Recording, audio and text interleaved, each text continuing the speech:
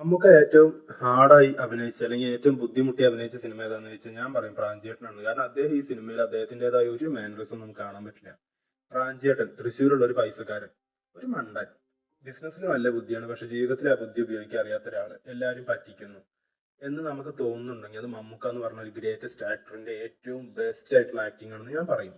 ചെറമൽ Francis എന്ന് പറഞ്ഞ് തുടങ്ങുന്ന ഈ കഥാപാത്രം നമ്മളെ മനസ്സിൽ ഇന്നും നിൽക്കുന്നുണ്ടെങ്കിൽ അതിന് ഏറ്റവും വലിയ കാരണം ഡയറക്ടർ രഞ്ജിത്ത് പിന്നെ മമ്മൂക്ക, ഇവർ രണ്ടുപേരുടെ ആ കോമ്പിനേഷനിൽ വന്നൊരു മാജിക് ഉണ്ട്. അതാണ് കൂടെ ഔസേപ്പച്ചന്റെ മാജിക്കൽ മ്യൂസിക്കും.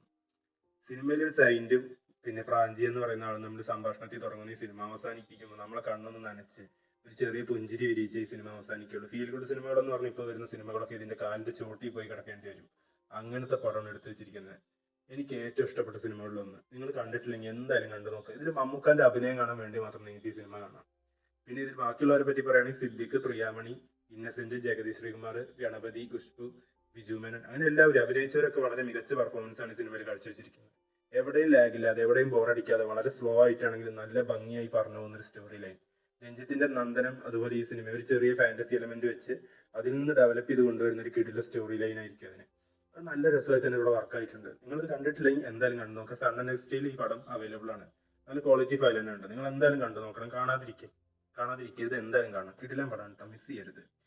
വീഡിയോ ഇഷ്ടപ്പെട്ടെങ്കിൽ നമ്മുടെ ചാനൽ സബ്സ്ക്രൈബ് ചെയ്യുക, സപ്പോർട്ട് ചെയ്യുക. അടുത്ത വീഡിയോ ആയിട്ട് വീണ്ടും കാണാം.